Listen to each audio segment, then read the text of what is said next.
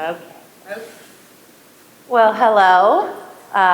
Please just join in if you have questions or I'm going in the wrong direction. Since it's small, we can certainly pivot, and I'm open to specifics if you have them. Hello to any audience at home.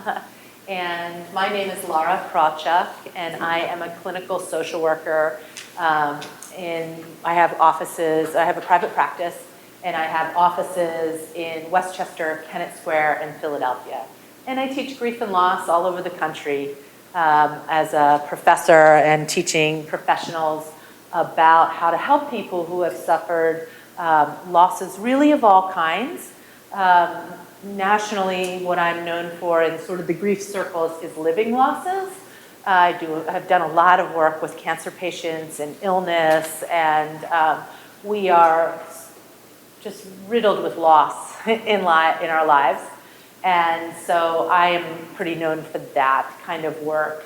But my practice is full of all kinds of different losses. So I thought we would just start with a basic, what are we talking about here? Well, we're talking about grief tonight. And that is the process of psychological, social, spiritual, and somatic, which means in our body. So grief can actually be held, it can be a pinch in your neck. It can be a headache. I mean, it can really be physical, and that's somatic. So somatic reactions to the perception of loss.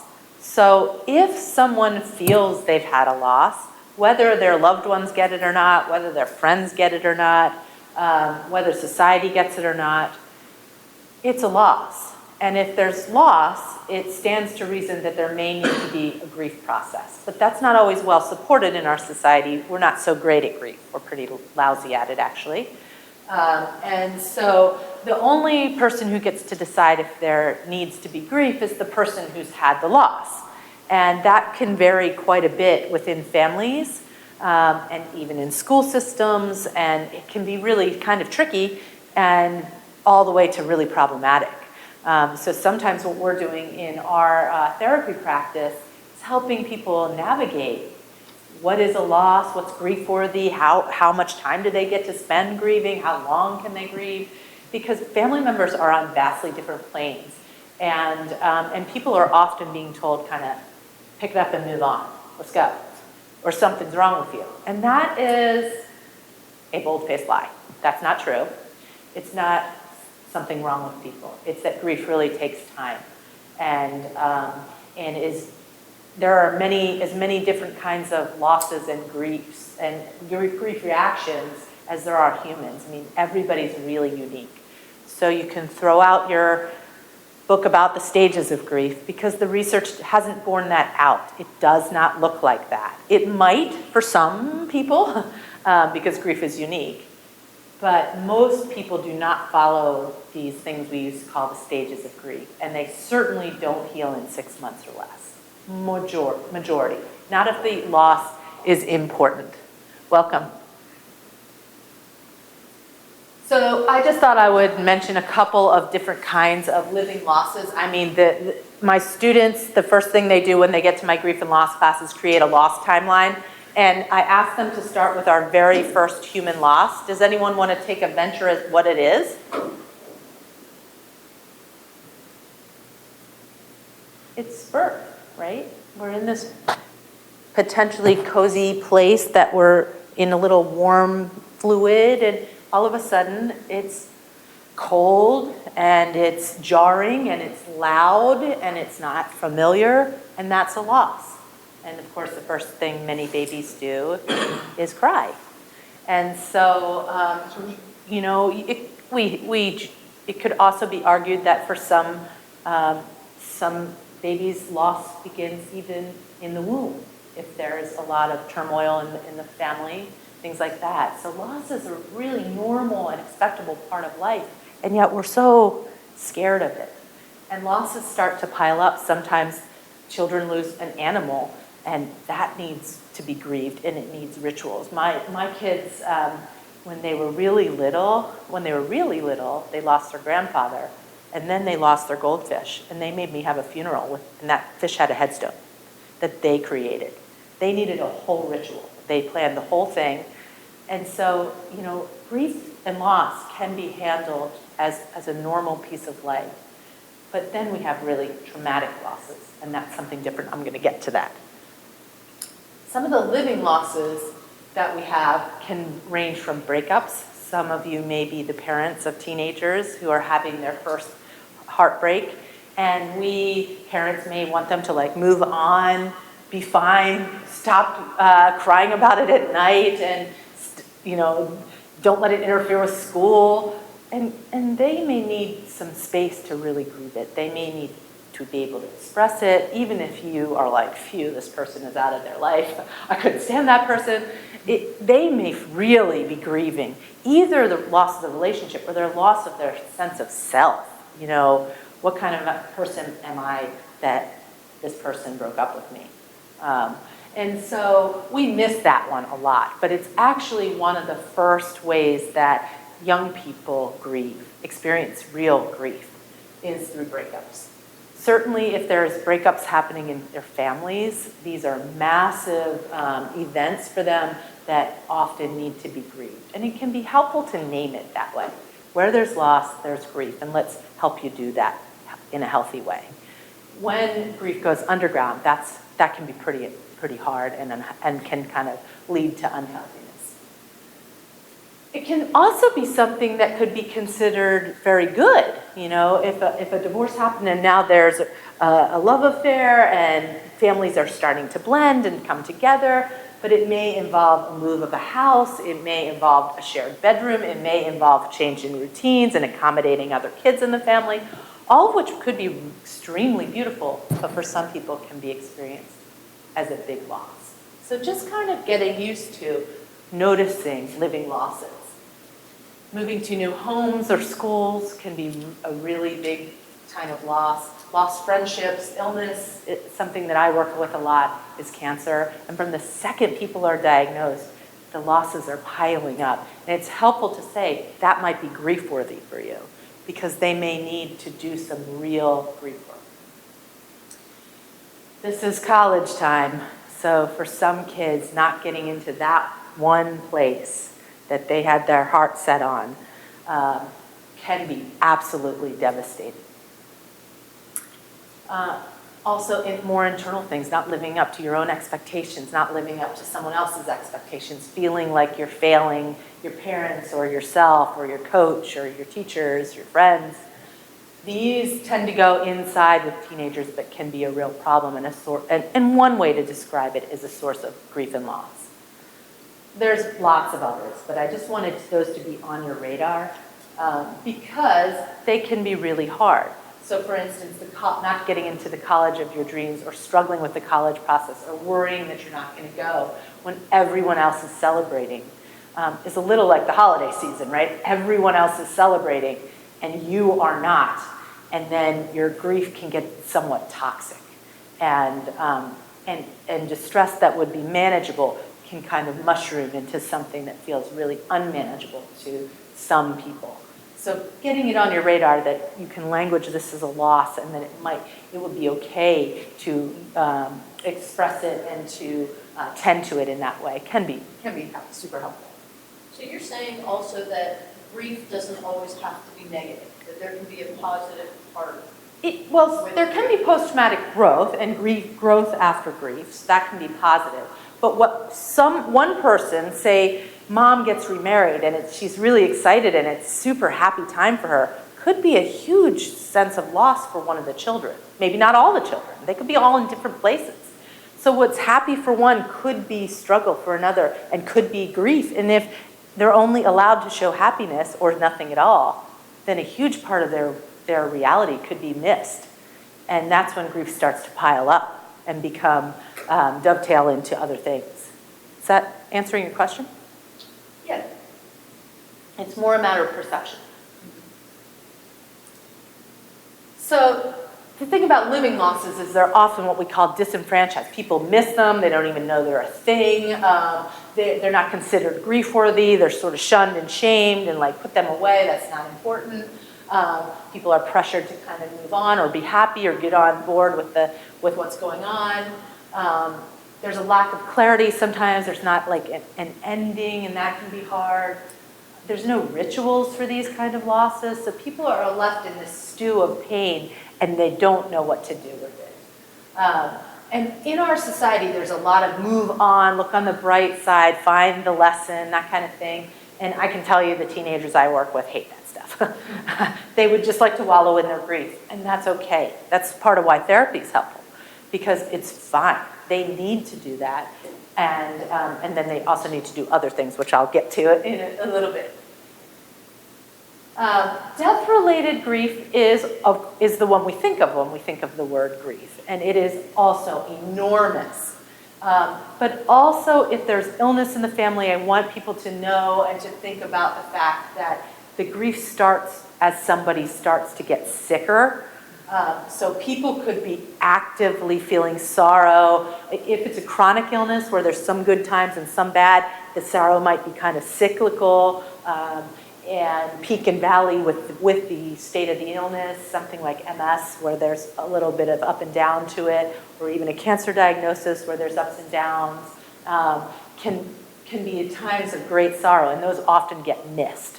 But what we do is encourage people to grieve that, to talk about it, to make sense of the pain, to actually be with the pain, not to fight it, try to fight it off, since it simply doesn't work, and we're kind of pragmatic at healing concepts.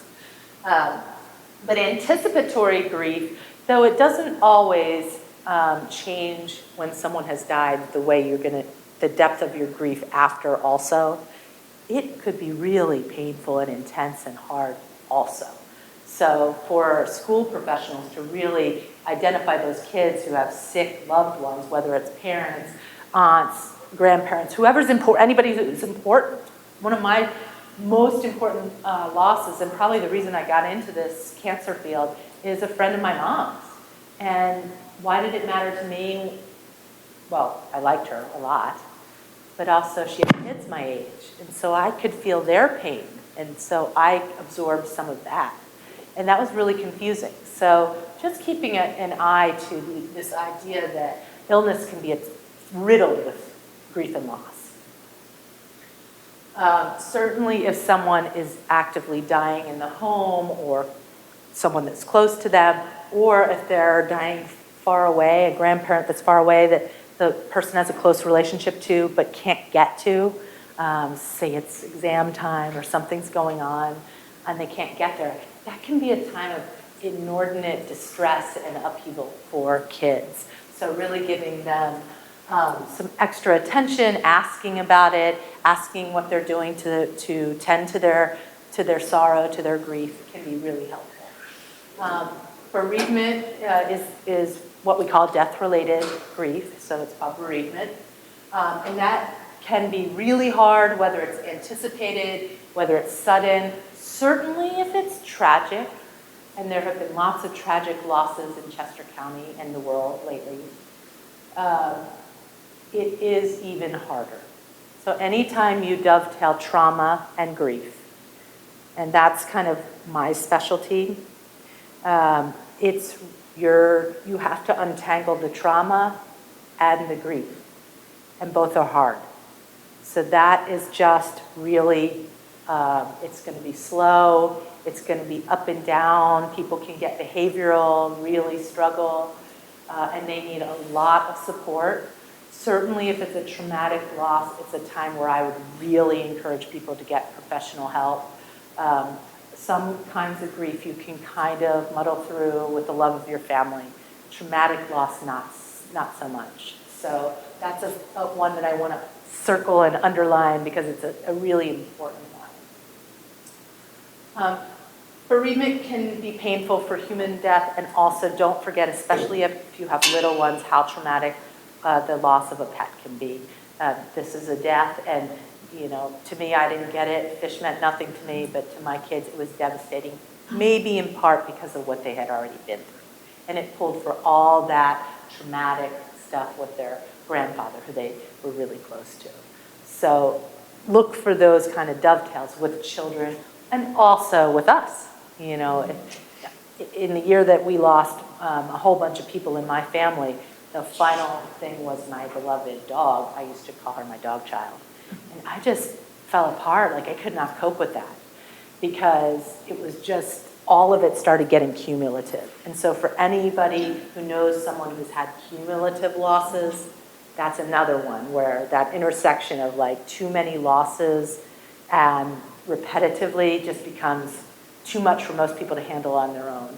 Not that they will not be okay, because people can be okay with unbelievably hard stuff.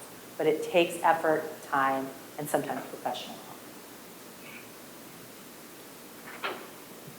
So what does grief look like? What's the impact of grief? Well, here, the hard thing is it looks different for every single person. And so the real key is to just ask, what's the worst part for you? What's the hardest thing for you? That is not going to make them feel worse. That's going to make them feel heard. So, pick your moment. It's not when they're hysterical because it's too much and they'll get what's called flooded. But asking them, what's the hardest part? When is it the hardest? It could be as simple as, I have a client whose kids really struggle in the morning and seem kind of okay at night. And for me, it's the exact flip. I'm not a night person, so I get tired, and then anything that's bugging me is worse at night. So just asking questions without giving pithy advice is not appreciated, especially if you have teenagers. Grief hurts. I mean, no duh, but it really does. It hurts. It's hard. It physically causes pain. It literally hurts sometimes. It is work, and that is why grievers are always exhausted, is they are mentally working all the time to try to figure out what is going on, why did this happen, what happened to my loved one, who am I? I mean, that's a lot of work. It's super stressful. People get sick a lot. They'll either catch every cold on the block or worse. So when I have clients that tell me they are having a lot of heart pain, I don't say like, that's probably grief. I'll say, it's more than likely that's grief. And I'd like you to do a rule out with your doctor, right? Because grief can be so stressful that you can start to accumulate ailments. And so it's also tough on relationships. I mean, who do you take it out on when you're most stressed? Usually the people in your household. And so it can really take a toll on relationships, and then that can add to more grief. So it's a very complicated picture. And so being really gentle and kind to people who are going through it, because they might be all over the place. I used to be a bereavement coordinator in a hospice. That was like after I did the cancer center for a while. I did some hospice work for a while. And I used to keep a hashtag on my desk because I was like 20-something years old. And I couldn't believe how many times people, hello, instead of hello, it was, I think I'm going crazy. And I would put a little hashtag. And I collected hashtags all down that desk because people really thought they were doing something wrong, that they were doing this wrong, that if the problem was with them, they were not just doing it the right way, and then clearly they would be fine in 6 months. They were not moving on. And that's just lies that our society tells us. It just does, it's not that. It is a measure of the relationship. It is a measure of the love. It is a measure of the way the person, we're going to stick to death loss right now, the way the person died. It is a measure of the complications of the relationship. It is a whole bunch of things. But it feels abnormal to people because they're constantly told that they should be fine. Like, why aren't you more happy? People, I cannot. You should keep a collection of the things people say. It's just mind-boggling how flip they are and how cavalier they are about this really shattering pain that people are trying to find their way in the world with. I always tell my students it's sort of like a backpack filled with bricks. And really, therapists in a way are just saying, like, take the backpack off and let me hold it with you for, 50 minutes. But we can do that for each other, too. So, you don't have to you can't keep the backpack, and you don't have to fix it, but you can hold it for a minute with them, and then it's not so lonely, and it doesn't feel so heavy. It is true, I wish it weren't, but it is true that grief can trigger mental illness, it can trigger substance abuse, It can trigger health problems. So I really encourage rule-outs, especially my mother had her first heart attack after my dad died. I just thought that was a myth until it happened in our family. And so I went to, I'm a professor, so I had access to the Penn Library, and I went searching to see if it was a thing. It's a thing. So just the amount of stress hormones coursing through the body, if you already have a propensity, which she did for heart disease, can be really problematic. And again, you can imagine how a family already shattered by grief feels if something else happens like that. It's really upsetting and super confusing for children who, I had, toddlers, they started thinking like, is everyone going to get to be in the hospital? So that was really hard because I had to wade through my grief and help them understand that Granny's gonna heal, she's gonna be okay, give them choices about whether to go visit her in the hospital or not, try to be brave for them when I was, also a wreck. It was a lot.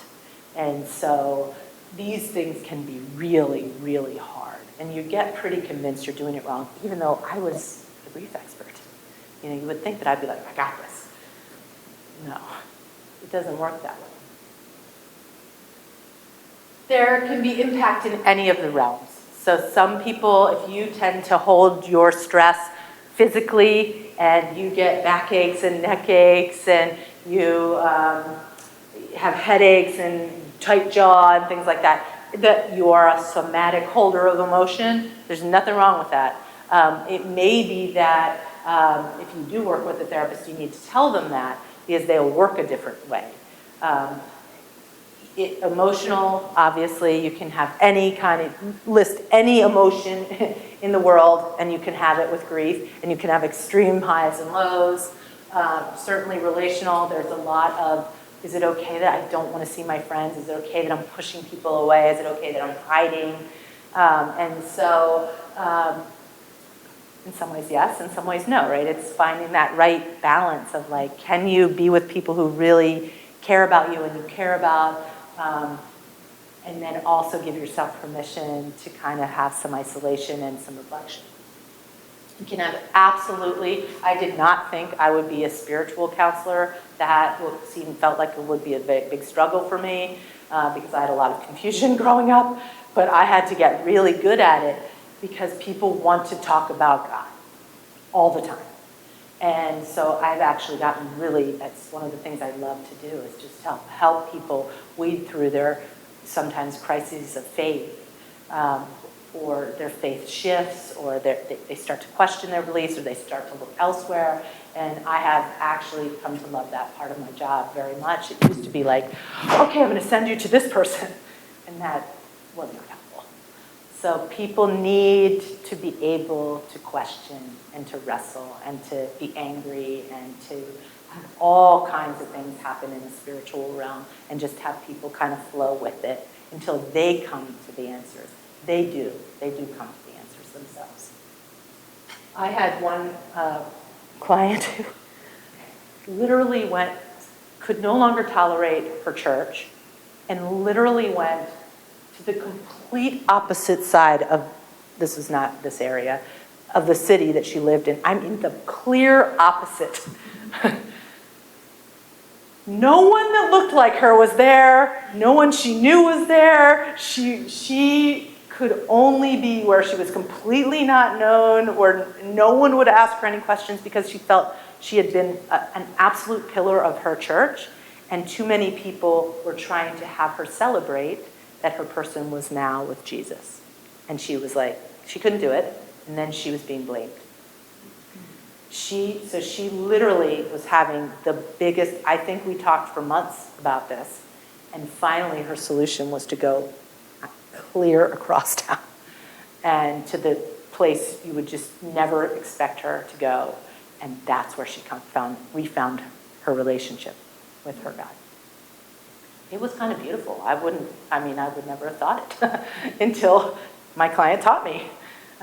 It was really ingenious. And then she was able to slowly kind of make changes and sort of inch back towards where she had started. Grief is very isolating for many people. So there are some families that are just like in it together and helping each other, and there are a lot of families that shatter, and there are a lot of families that don't know how to talk to each other and don't know how to support each other, and now we're getting to the holiday problem. And so part of why grief is isolating is most people fear it. And so we don't want to say the wrong things, so we end up saying like really ridiculous things, or like a lot of shoulds, or a lot of like pithy advice that rings very hollow and insensitive, or just say nothing at all. And literally I have clients that like see people turn and go the other way in the grocery store, like, thanks, that's helpful. It's really painful, and you can imagine the losses that start to pile up.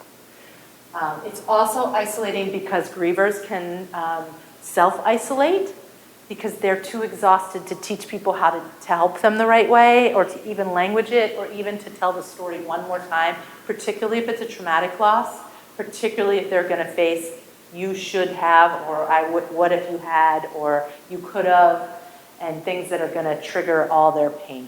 So they isolate. So if you are good friends with somebody who's grieving, you know, even a text, I'm just checking on you again, I love you, I'm sending a hug, you know, even that can make a difference, just so that they don't feel like you forgot them. No one totally understands what a griever is going through because it's so unique, and be careful of saying things like, I get it because sometimes that can be pretty isolating.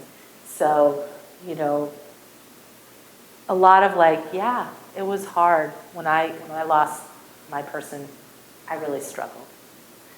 You know, I am very open with my clients that, yeah, I was a grief expert and I struggled a lot. And I am okay now, but it took time. That is helpful to hear. And some of them will say, but wow, like you seem fine. I am now, right? But I had to go through it. Family and the holidays, they can do a lot of advice giving, a lot of you shoulds, the finger comes out, a lot of judging. This is families, right? We can't help ourselves. Too little listening, not enough just being present. A lot of advice giving happens in families. Or like my father like vanished, and 3 out of 4 of his siblings never spoke about him again. It's like, did he exist? Just like, nobody talks about the ones that are gone. That's it. Only my aunt and I. That's weird. You know, he was sort of one of the pillars of the family, but that's how they handle it, because they can't handle it. Again, it can look like anything. So I'm going to skip around here, but some people are agitated and irritable. Some people are crying all the time. There's something we do for boys and men. We really don't like them to cry or to look sad. So there's a lot of repression of those very natural emotions that they absolutely feel. And then what will bubble up, some irritability all the way to rage. That can be problematic. That is not a problem with boys and men. That is a problem with society. So we need to give, and I will tell you, it's very hard to get through that because the messages are so incredibly pervasive all the time. So, you know, gently remind them that they get to feel everything too, anything they want, that sorrow is normal. It's very hard for me to get teenage boys into the office. They're really, really, really convinced that's shameful. And that's the shame. When they come in, they talk, they get just as much out of it. So it's not a gendered thing, actually. Grief is grief. It's how we've taught people to deal with it. Some people get really anxious. I mean, anything can happen. People worry a lot. Some people turn to self-harm. Some people turn to substances. This is far too common. So if you worry about someone, you probably should have a gentle conversation about that wine you keep noticing that they're drinking. Teenagers can turn to risky stuff to try things out that they hadn't before, and those warrant conversations, and you can have a conversation about what's driving this. Is this an effort to numb pain? Is this an avoidant thing? Are you trying new things? What are you doing? But keep the finger out of it, because they'll shut down and just, you know this, they'll ice you out, like, I'm no longer listening to you. So just try to stay curious with them, as hard as that is, and it's really hard. And sometimes that's where a therapist can help, because it's like we're a little bit more distant from it, and we can stay curious, because it's not our kid, right? When it's my kid, whole different story, right? It can be helpful to have that little bit of distance, and then communication. A lot of people suffer insomnia, poor sleep disturbance, things like that, or they want to sleep all the time, but they never feel rested. So these are just, some people lose weight, some people gain weight. That was my curse. It could be anything. So just kind of checking in with people. How are you doing? Are you concerned about that? I usually tell my clients, like, why don't you let me know if you're concerned? Because that's kind of a good measure. All right, you're not concerned. How about your parents? Are they concerned? Your sibling? Your friends? Oh, they're all concerned, but you're not. That's interesting. You know, these are information points that people can kind of pull from. Families are so tough, and that's part of why the holidays are tough. We're in the same roller coaster ride globally, but I don't know if any of you are roller coaster riders, but like the front seat and the middle seat are not having the same ride. They're not. I can't sit in the front. And like, it's hard to be on the same page when you're really vastly, one of you is flipped upside down in the loop-de-loop, and one of you is on the like, I'm okay right now plane, right? It just gets awkward and hard, and really people do trip each other up. So like, if I'm having a pretty okay day and I want to talk about it, and you're devastated that day, or vice versa, and then that can breed resentment and problems. So we do a lot of couples work to kind of normalize that. We do a lot of family work too, to normalize that, and how do you work through when you're really not talking the same language on any given day, or where they flat out grieve differently than you do. So it's hard, very hard, and things like the holidays can make you like, why are they all happy and celebrating, and I'm like lying here in a puddle and they're all ignoring me? You know, like that can cause a lot of distress. Trying not to judge, trying to validate and normalize that families really aren't on very different pages can be helpful.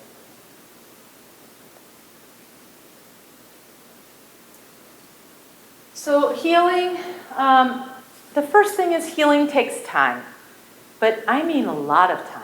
And the more traumatic the loss was, the more it shatters your assumptive world, the world you thought you lived in, the longer the time it will take.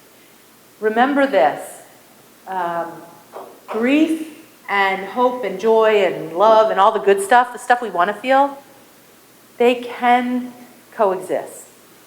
So when it's a struggle, just remember that. Finding those little tiny moments, and they are very few and far between and brief in early grief, and then they get a little bigger, a little bigger, a little bigger, and then lo and behold, 13, 14 years go by, and now like it's mostly this, but I can touch that grief anytime. All I have to do is put on the right song. If I need to have a moment, right, it's always there. You always, parts of you always there for you.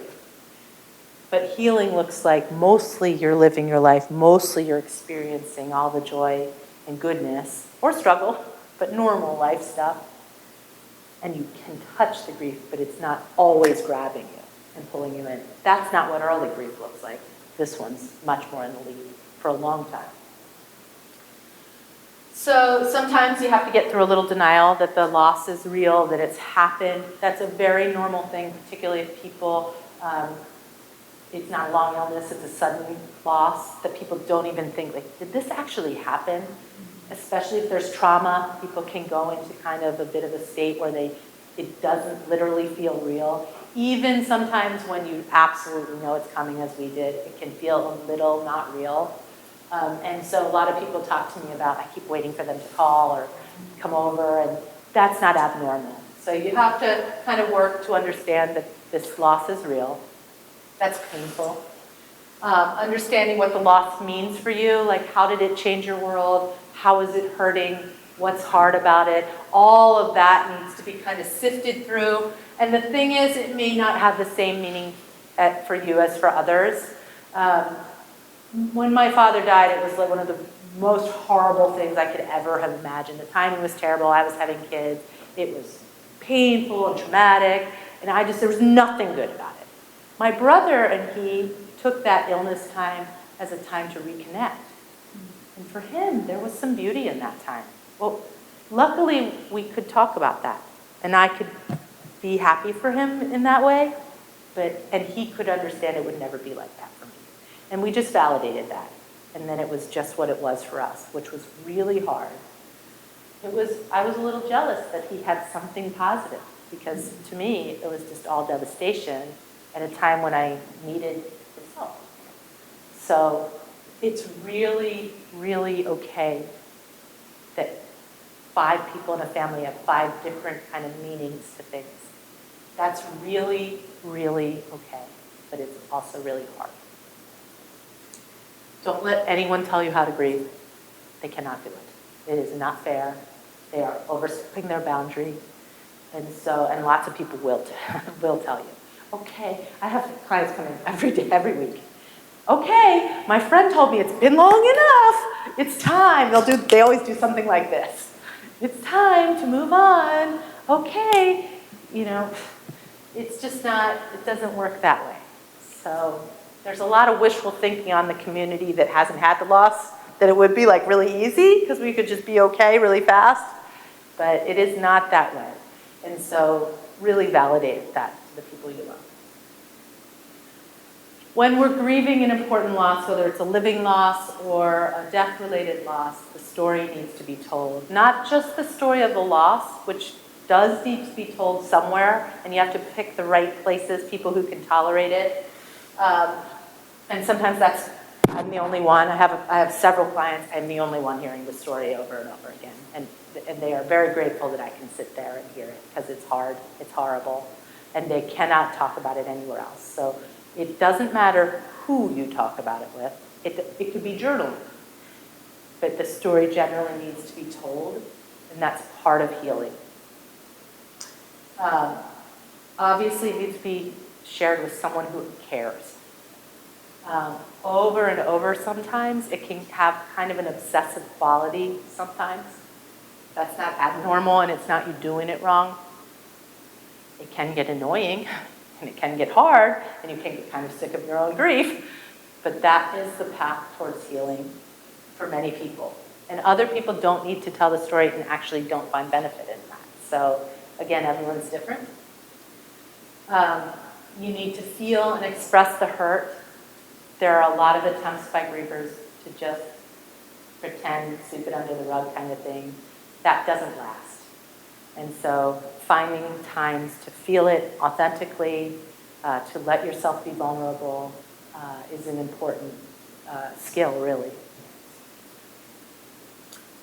Anyone can help. Family, friends, professionals, clergy, journals. The internet have fabulous sites where you can write blogs and blurbs to each other and listen to each other virtually, which can be super helpful because they're distant and they don't know you, and so you can be more honest.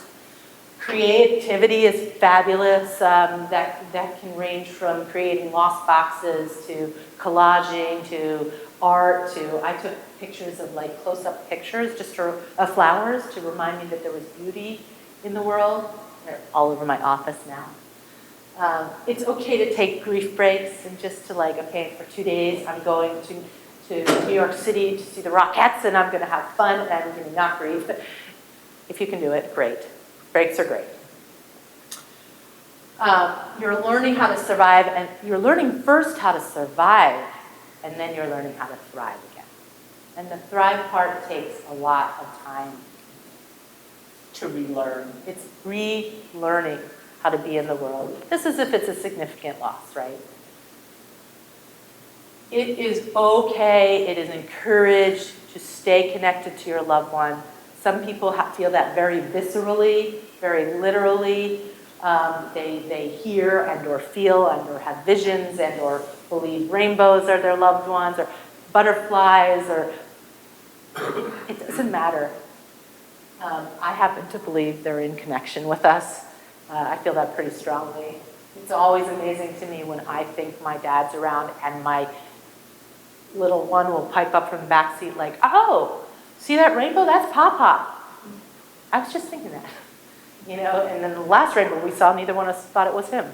I don't know, you can never figure this stuff out, right? You can't prove anything, but it happens enough, you sit in my chair enough, you start to believe things. So whatever is comforting to people, I always just tell them, just stay open. Just stay open, feel what you feel. It may not be felt by everyone, but it's okay. It is actually encouraged, the research says, staying connected to this person, in relationship with this person who has died is super helpful to healing. It's the opposite of how we used to do grief. It used to be if you stayed in connection, there was something really wrong with you. Well, that was wrong, it turns out, but that's what we used to tell people. It's what we know, and we know it from very good research, is staying connected is important. So it's great that you have pictures of your loved one. It's fine to have an ancestor shrine or altar to your person, as long as you are moving forward in your life, right? If you have not changed a minute since this person died, and it's been years and years, then maybe you're a little stuck. But that does happen. But, you know, staying connected, sleeping in your person's t-shirt, or it's fine, totally fine, if it makes you feel connected to them. So just a few things about children. They often get lost in the midst of adult grief because understandably, it's hard for the adults to manage their own pain and witness the pain of their kids they love. So sometimes they're sort of like, they're fine because they've been playing and they still hang out with their friends and stuff. And well, clearly they're fine when they're not that fine. And so just checking in, the best thing you can do for children is just let them know, like, no question is too big. You're not bothering me by asking questions. You know, I'm open to talking. And then just keep checking in, keep checking in. Sometimes it's not, say, you're a parent, it's not you that can do it. I have an aunt, that's my favorite person to talk to, but my mom, I can't talk to about it. We just can't. We're close, but we can't do that. So like finding other people in the family who could touch base too, finding these fabulous school professionals, they're great partners. I always try, if kids come to me, I say, who's your favorite person at school? And I usually reach out to the guidance department, and then can you help us make that connection with that teacher? Or maybe it's one of them, right? Whoever it is, that connection needs to be made, and then like everybody shouldn't bombard this kid at school. Because kids like sometimes do not want to do grief at school. Just like sometimes adults don't want to do grief at work. Kids they grieve. Sometimes they have a delayed response. So sometimes they're okay for a while, and then I often get calls 5 years later. I'm ready to talk to you now. Like, wow, come on in, right? I'm so glad you remembered that we met that one time and you wouldn't even look at me. Or one ran down the hall away from me, right? That's okay. 5 years later, they were ready. So plant little seeds that they could grab onto when they're ready. Also, kids like do this oscillation between super sad and playing, like, and so that's good actually for them. So it's okay if 1 second they're in tears and the next second they're playing. That's kids. Teens often turn to their peers, but then in this terrible catch-22, sometimes their peers don't understand them anymore, and they feel very alone and isolated.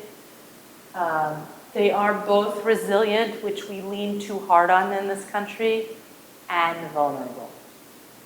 So we need to recognize that they're both. Certainly with kids, watch for behavior changes. Acting out and regression does absolutely happen. So in that way, it's normal when there's been a big injury, trauma. but it needs to be supported, and you can't just assume it'll just work out. You just have to address it, but address it with a ton of compassion. And I emphasize the curious. Just stay curious. What do you think's going on here? What do you think it's about? You have to give your best guess. They can't be shielded from grief. They see and hear everything. They feel it. So you might as well keep it honest, keep it age appropriate, and tell them things. Answer their questions. Oh, when I worked in the hospital 20-some years ago now, I will never forget this family was convinced they could hide the dad's dying from these children. And of course, I got to meet with the kids who totally knew at 4 and 6 what was going on. And the parents, like, despite everything I tried, stayed convinced that they were hiding it effectively. And the kids were so upset, like, why won't anyone talk to us? They were 4 and 6. They totally knew what was up.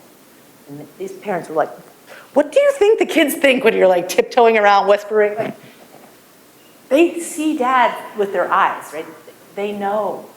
So I always say, just be honest, as painful as that is. Keep it short, keep it simple, and then give an offering of any time you need to ask questions. I'm here, or we can find somebody you feel more comfortable asking. They should be allowed to attend funerals or memorial services generally. If they want to, they can be offered a choice. If they're very little, mine was very little, and I chose not to bring him because I didn't think I could be okay enough to take care of him. He was 2.5. So I opted to leave him home, and I brought him to where the family was at the house the whole time. And at 2.5, found him, flat on the carpet crying. And I was so glad that he had his whole family there to give him, we called them sandwich hugs. They do understand. He was under my dad's bed, flat, like a little, he made himself a little pancake. They do understand a lot. He remembers this to this day. We just had this conversation. And we just, once I could fish him out, because I was too big to get under there, we fished him out and just held. So letting them be a part of it so that they can do what they need to do. After that, he was good after that. That was like his biggest upset moment. But I couldn't handle having him. I couldn't do it. So I gave myself permission not to bring him to the funeral. So making good choices, but not assuming they should never. Teens are tricky. Do we all agree about that? Teens are tricky. So they sometimes really act out their grief. They can get super behavioral, also super hostile. They're just tricky in general. I love them. Teens are my favorite, so I love everything they do, but they're tough. School refusal is a big one. I have a client this little kid is being pressured to come back to classes because it's been 2 weeks and it's interfering with her education. She's in like 6th grade. What does it matter? She needs time, right? She's not able to do it. So the more you can advocate for your kids to really take the time they need, but school refusal can be really misinterpreted. I've had clients get sent to truancy court. I'm like, what? I mean, they were grieving. It was horrible. So sometimes you really need a team effort because they're doing the best they can, and maybe it's not that great. So just really kind of, again, what do you think is going on? What do you think is the source of this? Trying to get curious, even when you're sort of panicking, is really helpful with grieving kids and teens. Kids need things to be stable, so as much as you can. Walking them through how you're going to keep X, Y, and Z normal. Yes, you're still going to get to play on your baseball team. And just walk them through how that's going to happen. Getting any of the professionals you can to help and really educating the school. The school is key because they have them all day. Groups like we hold groups, A Haven is fantastic, hospices hold groups. There's lots of stuff out there. Internet is great support, especially for teens who don't like to lose face and do things in public. And also, don't forget to have fun. I always seems to be Disney is the trip. People are always asking me, is it inappropriate if I take them to Disney? Like, no, please. You know, it can't be sad all the time. It is totally healthy to oscillate. You want to honor sadness always, and then move, shift. Shift between sadness and regular life or joy, hope, fun, that kind of stuff. That's what healthy grief looks like. It's the movement, not that you have both these things. So, and there's good research on that. Don't overburden your teens. I know they are going to need extra responsibilities sometimes because of grief, but like, try to avoid the man of the house type talks. They take that way to heart and then have a hard time shedding it. And so it's a lot of pressure on them. So if you can help it, don't. Also, teenagers and kids protect, so they don't want to tell you how they're feeling because they don't want to cause you to cry, that kind of thing. Let them know, like, tears are good. It's okay. I always used to tell my kids, even as little as they were, look, a song is going to make me cry every day. We're going to do a sandwich hug, and watch me 5 minutes later. I'll be laughing. And sure enough, right? Now, 3 minutes later, I might be crying again. But that's okay. We're going to move between these things.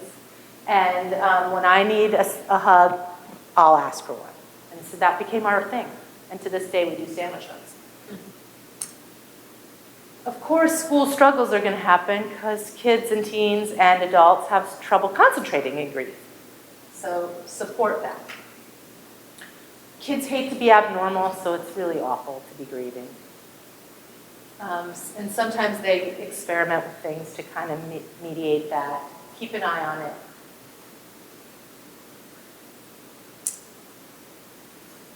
The bottom line is you want to look for extremes, things that just seem off. Start with curiosity and then build from there. If you lead with deep concern, inadvertent shaming, pressuring, it usually doesn't solve it. So just try to stay curious about, I've noticed some changes, what do you think's going on? But any of this can be problematic. Just know that if your teen is transitioning to college, sometimes that's a really tough transition if they're grieving.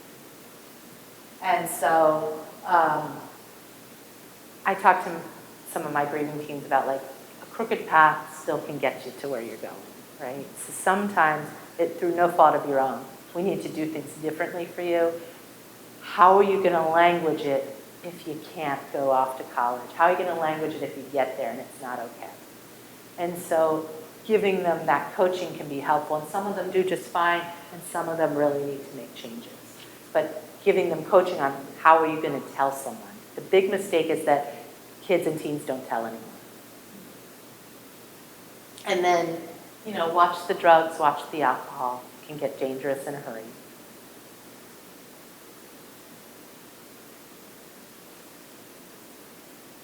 I think I covered this. But hugs with permission are really helpful.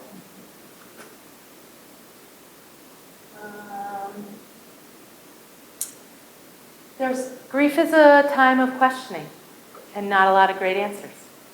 And so don't try to find easy answers. It's okay. I mean, if somebody's asking you for some concrete solution to something, by all means give an answer. But a lot of times they just need to question. That's the help, just listening. Why did this happen? Why did it happen that way? What do I do now? Who am I now? What does it all mean? Who was I then? Who am I now? Where am I going? Am I going? I had a client come in and say, am I ever going to feel happy again? Like, really happy? Yes. And probably not tomorrow. And it's going to take time, right? And that's not you doing it wrong. And a lot of what do I do now? If they're really asking you for some ideas, then give it to them. Sometimes they're just asking to talk. So a lot of, Shep Jeffries is a guy in Virginia or Maryland, and he calls it being an exquisite witness. Like, just be present, be an exquisite witness to their pain. The holiday seasons. I don't know if any of you are here because you lost someone in the holidays. Just yesterday, I said, oh man, I'm listening to country music. What could that mean? And I was like, oh, I just started crying. I was like, right, tis the season. This is when we lost him, from Thanksgiving to Christmas. Right, like, oh, I forgot about that. Until I didn't. Until I turned on country music, which I hadn't listened to in a year. And I can't stop listening to it, right? Clue. And I missed it again. I do this every year, I missed it again. It's a hard season because there's so much pressure to be joyful, and they keep moving the decorations and the song. The songs are already on it, you can brush them all. Ugh, it's too much. It's awful when you're newly bereaved. Joy overload, I mean, just the happiness factor. There's expectations. The hubbub is exhausting, and you're already exhausted. Then there's the family pressures, the navigation of stuff that used to be mildly annoying and now is intolerable. Tensions explode at the holidays sometimes, on a good day, and you're already depleted. Memories of traditions that are now different or completely shattered are really tough. What do you think my busiest time of year is? This is it, right? So the phone rings off the hook all through the holidays. And that's because people are really triggered by this season. Do more people statistically die around the holidays? That's a good question. I don't know the answer to that. I don't know the answer to that. I'm going to guess no. But no matter when they died, the holidays triggered people's pain, yeah. Sure. The missing of them, it's a time of missing the people you love if they're not there. Missing the way things used to be. That is not you being selfish. That's a part of it. Missing who you used to be. I spent years going like, where is the fun? I used to be such a fun person. It took me till last year in the middle of the holiday season to say, I'm bringing the fun back. Like, that's a long time to not feel super fun. Now, I was, a lot of fun, so I had a lot to get back to. But it was like, gosh, that took 12 years. That's a long time not to feel quite yourself. And that's how people feel. And then that feels like a loss too, right? So these losses just pile up. And so if somebody said, like, I'm not fun anymore, I might say, like, can you just get a little piece of it back, right? Let's not go for this. I was social chair of my sorority. That was fun. Doesn't get anyone more fun than I was. And then I was totally not fun. It was a big shock, right?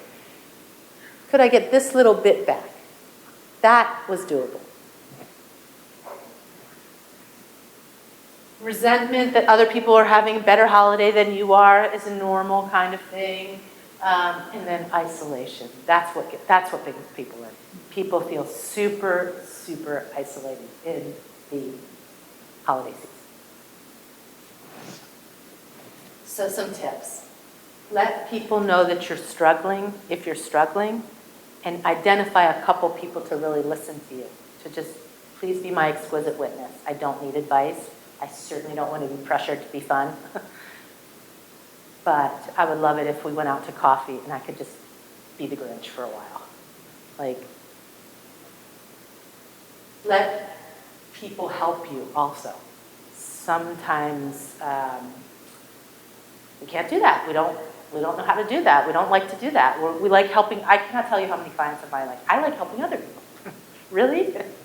Well, you now are the recipient. They don't like that. So let people help you. Connect with someone you trust and really tell them the truth of what's going on for you. And that might be your therapist or your priest. It doesn't matter who it is. It might not be the people closest to you. They might not be able to hold that. Create rituals in the holidays. So like, light a candle that lasts all day. Set a table spot. I mean, people do all kinds of things. Put up a little picture with beautiful greenery around it, whatever works for you. But do it and create something that you do regularly. And then take moments to be reflective and be quiet, because you're going to need space with your grief. And stay open to these moments of connection that sometimes come. They're fleeting usually, but they can be very, very powerful and even beautiful. We call them continued bonds. Some really concrete things you can do is create playlists. One, to make you cry. Just let it out. And then one, to shift you back to being able to do the things you need to get done, or even joy, things like that, hope, whatever you want, love. Make two different playlists. And then, anyone know the musician Amos Lee? Very sad. So if it's an Amos Lee morning, my kids know that I have a lot of grieving clients. Sometimes I need to grieve for all that I've heard too. But if it's an Amos Lee morning, my kids know that's a grievy type morning. If it's a Hall & Oates morning, it's good to come bug mom for a bunch of things in the kitchen, right? And I will often listen to some Amos Lee songs, or like Cat Stevens would be another one for me, James Taylor, stuff like that, right? And then I'll switch over to my Hall & Oates, or I don't know, Guns N' Roses or something fun. So play with playlists. That's a great thing for teens to do. It's a great thing for kids to do. Really easy. I have all my students do this in their grief and loss class. And I'm like, okay, we're only doing 3 songs. They'll come on with 700 pages, annotated lists. Okay, did you get any other homework done last night? Nope. They love it. Journal about your feelings. Write a letter to the one you miss. Yes, that will pull tears. Yes, that will be hard. And it might be needed. Or maybe a letter to yourself. That could be a little bit of a pep talk. It could be like, you poor thing, this is so hard. I know your heart is broken. The key is to honor the pain. Really be with it, really explore it, really let it express itself. That's waterworks, or yelling in the car is a great place to scream if you're mad before you get on the road. Yell it out. You can do that in the shower. Sometimes if the house is quiet, you can do it in there. Yell, scream, cry. Sometimes physically, roll around. Grief is physical, so let it out. Authentically, that's the key word. And then shift. This is not my picture, but this is the kind of picture I spent a lot of time at Longwood Gardens taking, because I had to get that close to remember that there was beauty. And so you would see me all over Longwood Gardens like this, taking these pictures, because it helped. How can you not feel something when you look at that, right? If you don't want to take pictures, you can find a zillion of those on the internet. You can just look at them, right? Whatever it takes to shift. Honor the pain, then shift to beauty, hope, and joy. Pain is not wrong or bad. No one gets to tell you how to grieve. Challenging emotions deserve love and attention. That's a little counterintuitive, but it's totally true. Try not to isolate. It's okay to take grief breaks or people breaks. You will hurt.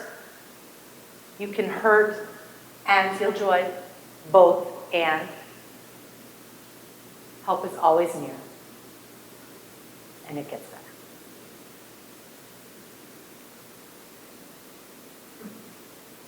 Thank you. If you have questions, I'm happy to take them. I'm also happy to stick around for a few minutes and take them kind of privately, turn off the camera and take them privately. So I'm here, I'm a resource, my team is a resource. This is what we love to do. I know that makes us a little strange, but it is truly what we love to do. And nobody should suffer alone. So, thank you.